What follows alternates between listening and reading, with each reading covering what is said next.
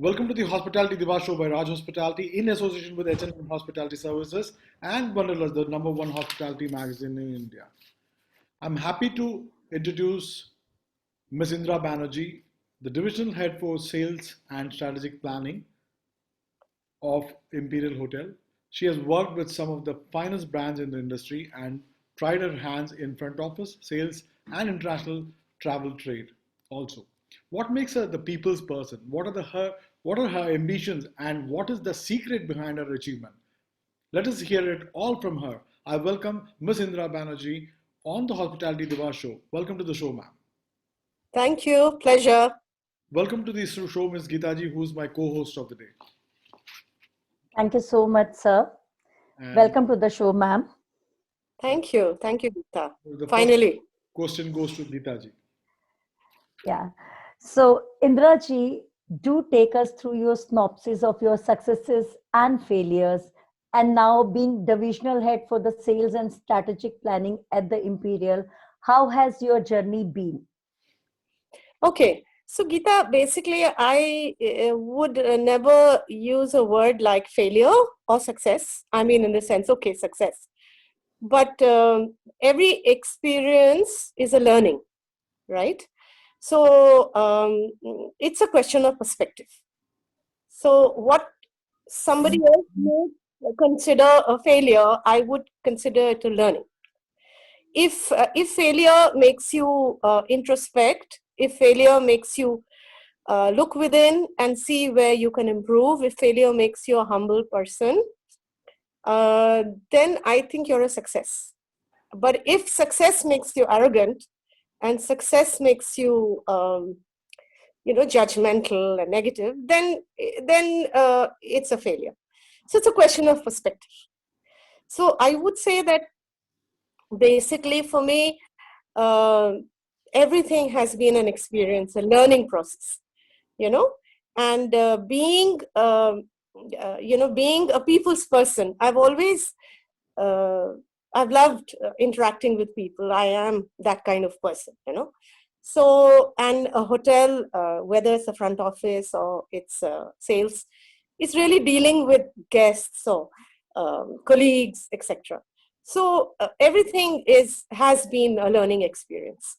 So I would say that it's been a humbling experience. I've learned a lot. Of course, there are some technical aspects also that you learn, but primarily it is really interpersonal skills which determine the failure or success of a person. Absolutely. Ma'am, you started your career in front office in the Oberoi, but immediately from your second gig, you have been into trade and sales. What was Yeah, the yeah. reason behind the transition? What gave you the confidence initially to transit? Okay. I have never been ambitious. I've gone along with the flow. I've never been after money. It's very strange. If I was that kind of person, I would probably be managing director or senior vice president somewhere.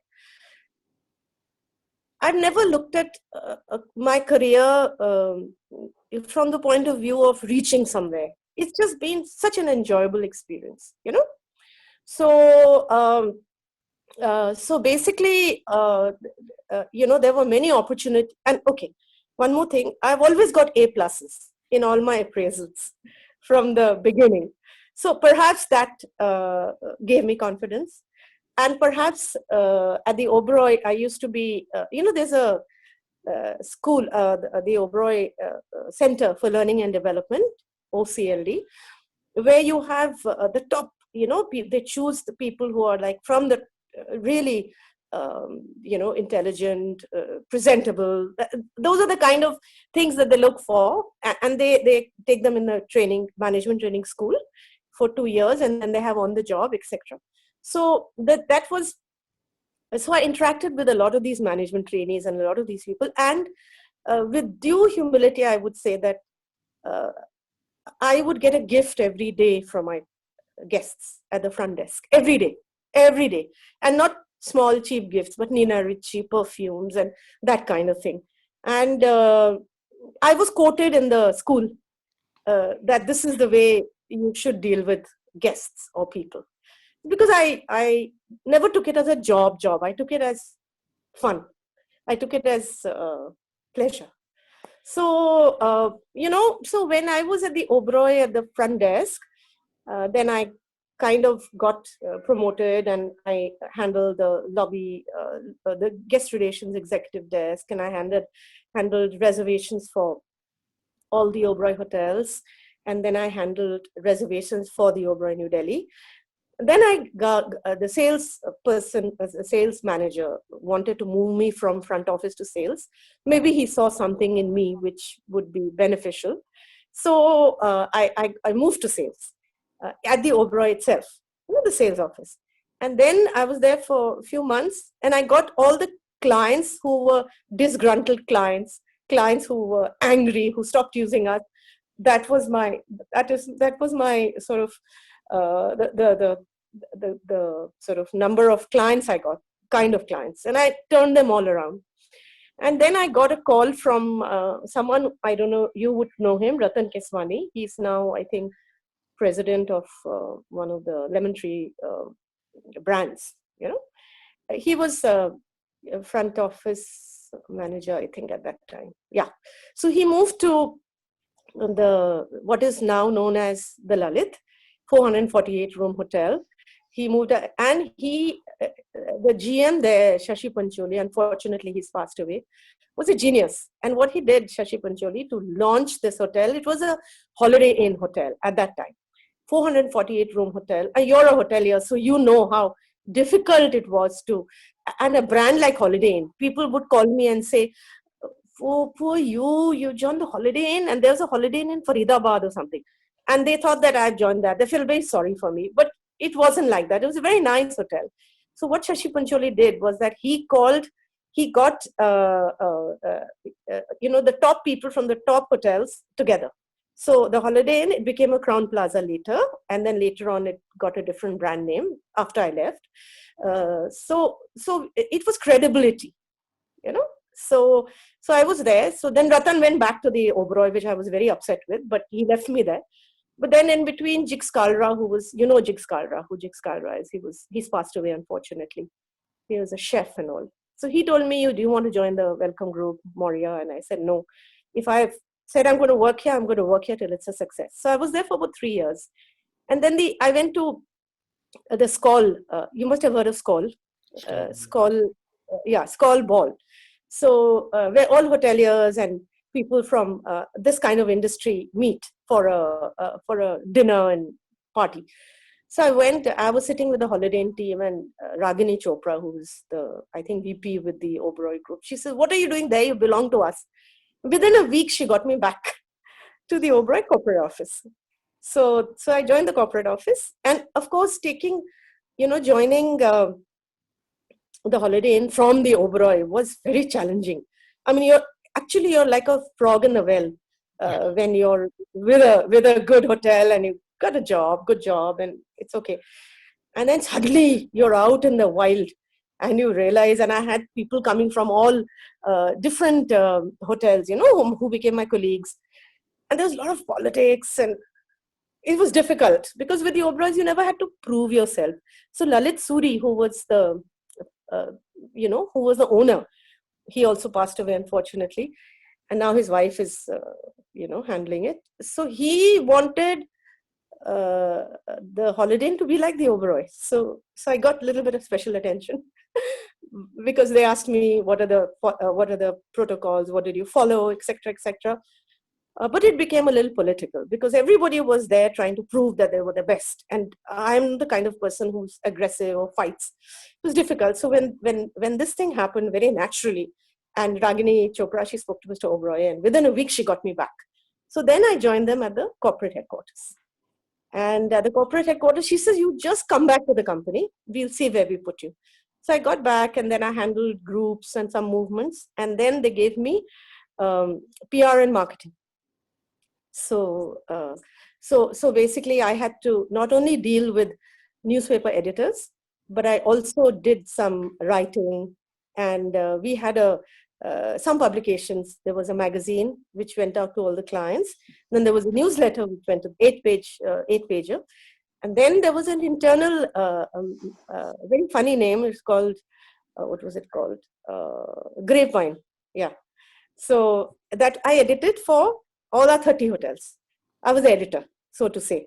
So I would get news and information from all the HR of all the 30 hotels, put it together, with some help from others, and so that was also exciting. And then I got Mr. Oberoi decided to hire a professional company to handle the PR for the group. So I wasn't really doing so much. I was only really, I used to meet the, editors of newspapers like the Hindu, Mr. Dua, H.K. Dua, Prabhu Chavla, all these pioneer was, then there was Mr. Mehta who also died. And pioneer was this person who's now joined politics. So I would just meet them, and they would want interviews, and I would be the coordinator. And then I got the opportunity to join Travel Trade, and for all the hotels. So I was manager, international travel trade, sales manager. So I would coordinate with all the tour operators in India, and the tour operators, whether it's a designer or it's a Banyan or it's Sita or it's TCI or whatever. So I would coordinate on behalf of the Oberoi group. And so I made very good friends, and it was very nice. And then it also included traveling overseas to attend all the shows. So whether it was World Travel Market or Virtuoso in Vegas, or it was Berlin, ITB, or ATM in Dubai, one by default, one went to all these shows. And one got to know all the tour operators. And, at the end of the day, you develop relationships because, like a Studiosis, for instance, they had an India manager. So one became, and we would contract for the group. So one became friends, and this continued. So it was really nice. So I was there for many years. I'm not going to tell you how many years, but you'll guess my age then. But I was handling this for quite long. And then it was getting a lot. We had a very small team. And, we were three of us, someone below me, someone on top, and me. Okay, by the way, I also got promoted at that time to Director of International Travel Trade for the Oberoi Group while I was there. And then I decided that this was getting too much. I would go to work on a Sunday. I would have family coming from overseas, and they would say, "What is this? Whenever you're always on the phone." And so I said, okay, maybe I should join a single unit hotel. And believe me, money was not the criteria. Maybe because I was living at home, I didn't have to pay rent. The khana, shana, everything was being taken care of by my parents. So whatever I got was like pocket money, It wasn't much, whatever. And then the Imperial called me, and they said they had a vacancy for travel trade. So then I went and met, the icon, Pierre Joshem, and so I joined them, and but from the frying pan to the fire, because over there, it was like I was when I was with the Oberoi Group, I was at the corporate office, so we didn't work on Saturdays, and we would finish work by 5:30 or so in Old Delhi, where the corporate office is, Maidens, Shamnath Marg. But here, I was in a hotel.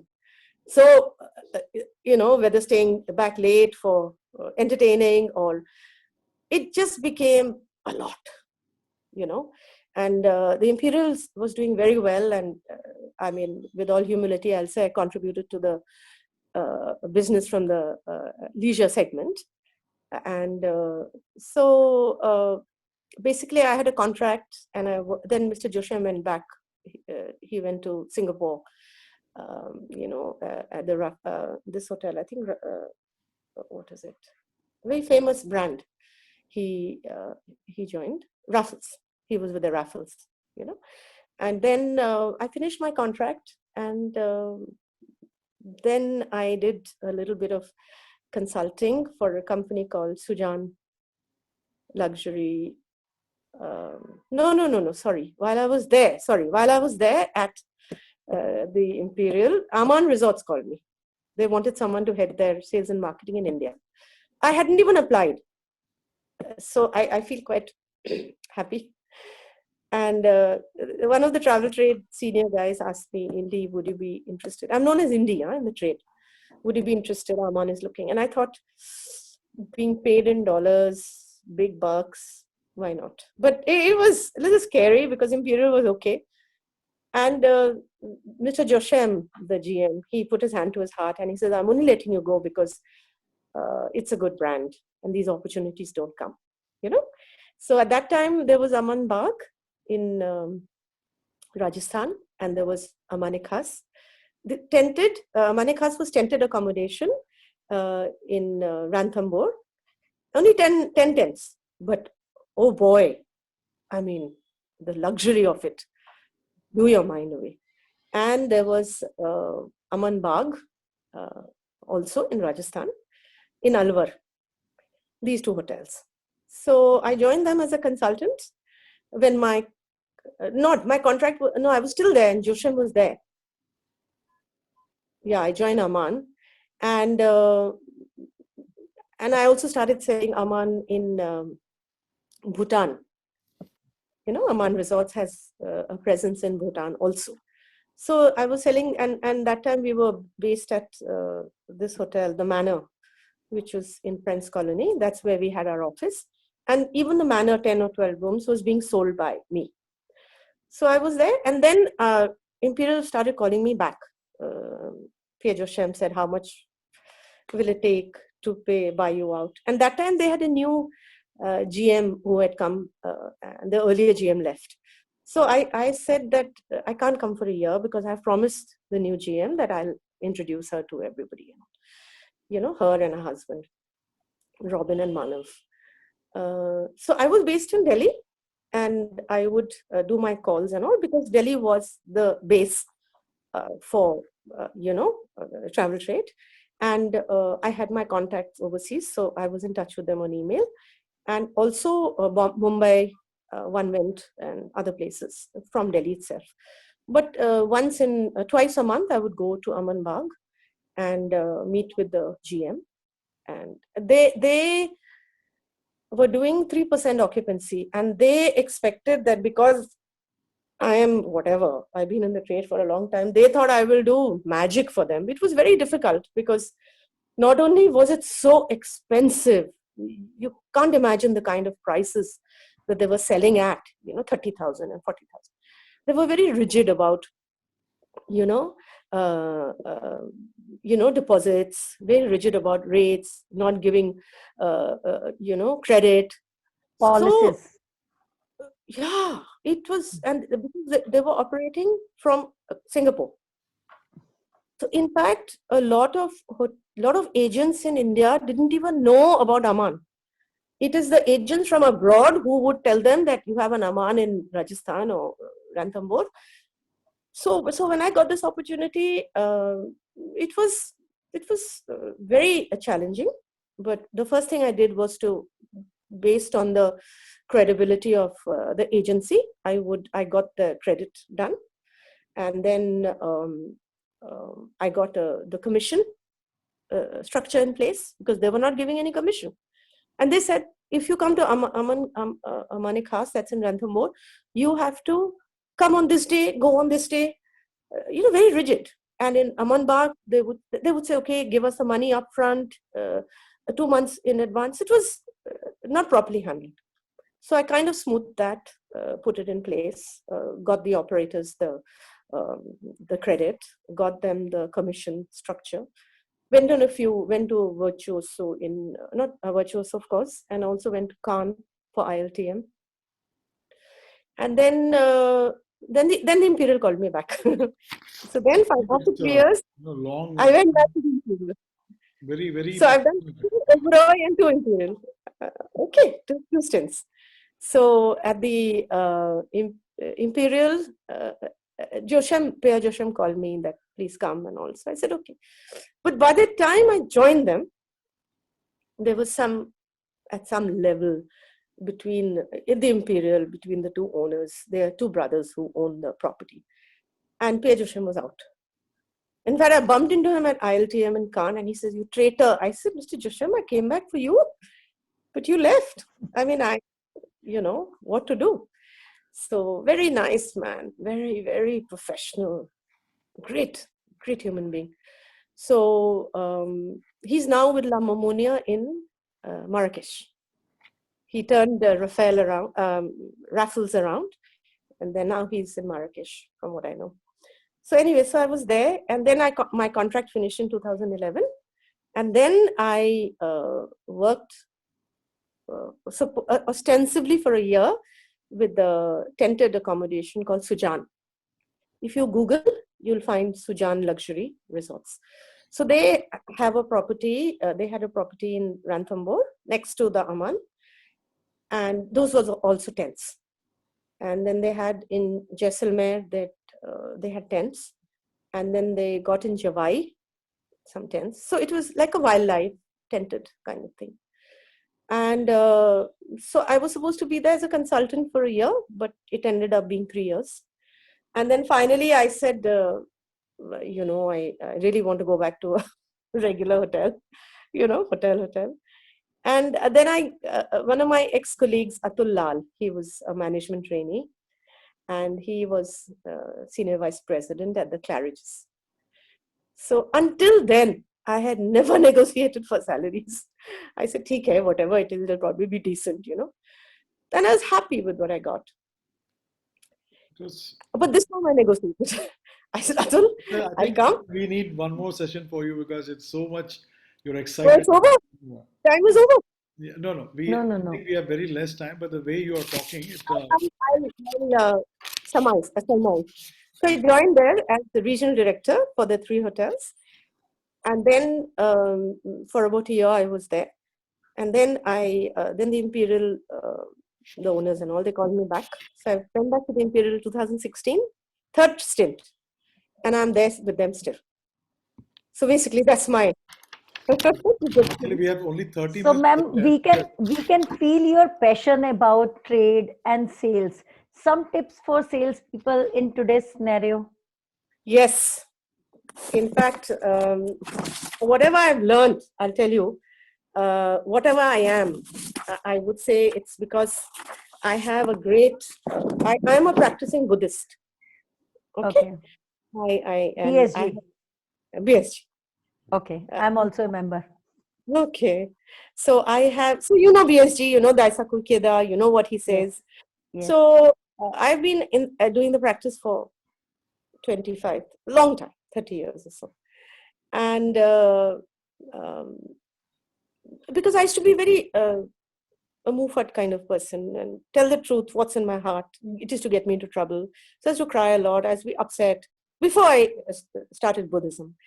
And anyway, so it taught me a lot.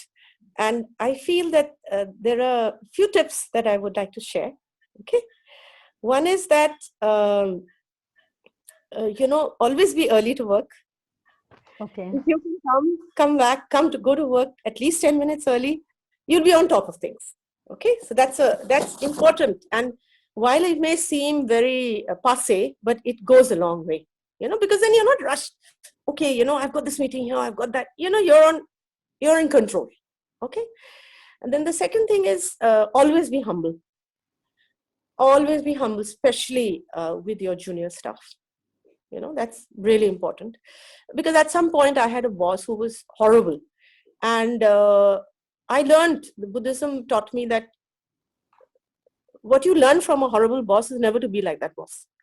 So you understand. So to make sure that my team never felt that way, so it's I feel it's very important to be humble. I feel not to be judgmental.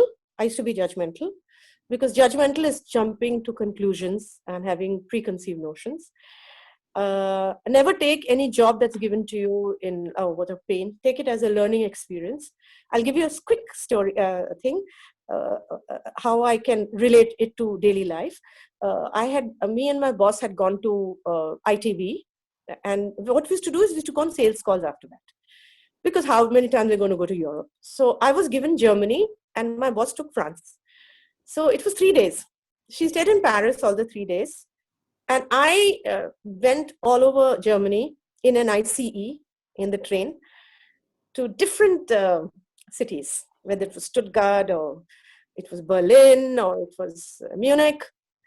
And it was a tough thing. But, in the long run, the way it has helped me, I cannot tell you.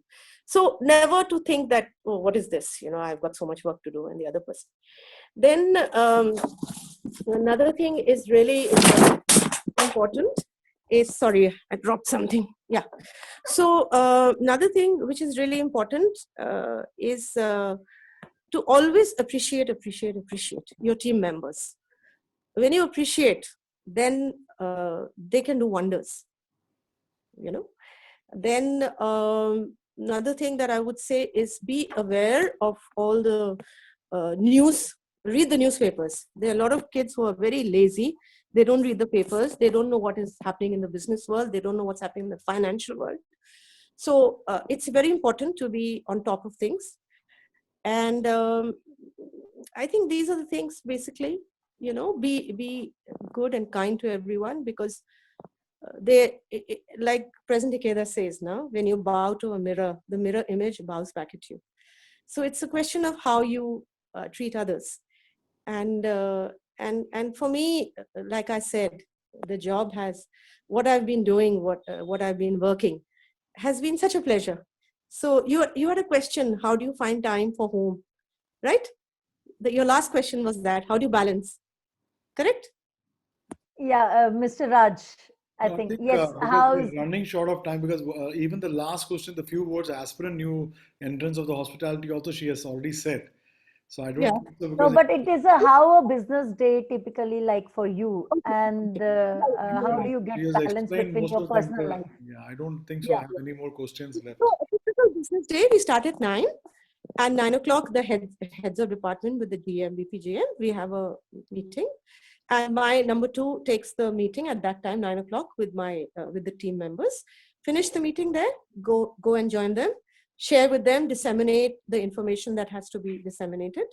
And then after that, basically plunge into work, whether it is sales calls, whether it is meetings, whether it is entertaining, whatever, basically a whole string, whether it's interviewing people for jobs, whether it is, what, operationally, what it's like to be in a hotel.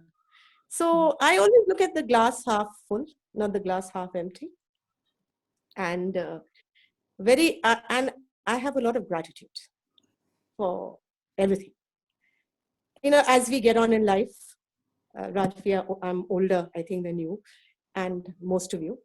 I have seen a lot of young people who have died. I've seen a lot of people who, maybe from COVID. It's very sad. This person from Creative Travel, this guy called Lalit. I Yeah. don't know if you interacted with him. He died. Young guy, Lalit Bhatt, I think. Yeah. So Lalit Bhatt. yeah. So what I'm saying, life is short. Let's make the most of it. Let's make each moment count. You know. Absolutely. So, any other questions that I missed out? Can we Thank conclude? you so much. I I'll just rambled. conclude the things. Thank you so much, ma'am. Kind-hearted, brave spirit, fierce mind, and truly you are one of a kind. It is wonderful having you on our show, Miss Banerjee. We Thank wish you. our audience could get good takeaways from this episode. Thank you Thank for you. sparing your precious time to be with us today. My We pleasure. wish you My all the pleasure. very Pleasure best to for meet your you also. future Raj. endeavors. Thank you, Raj. Thank you Pleasure so to much, meet ma'am. you. Thank you, ma'am. You Thank are sitting in a warm place, huh? you. Yeah, Kerala. It is not so bad here. It's been like 1 degree or 2 degrees, Yeah, Delhi is too cold. Yeah, but I'm loving it. Comes once a year. Sure. Thanks a lot, ma'am. Thank Thank you you. so much. Thank Bye. you so very much, I ma'am. hope, Thank I you. hope that I haven't been boring. No. No, And not at all, ma'am. No. Thank you so much, ma'am. Bye. okay, bye bye. Thank you.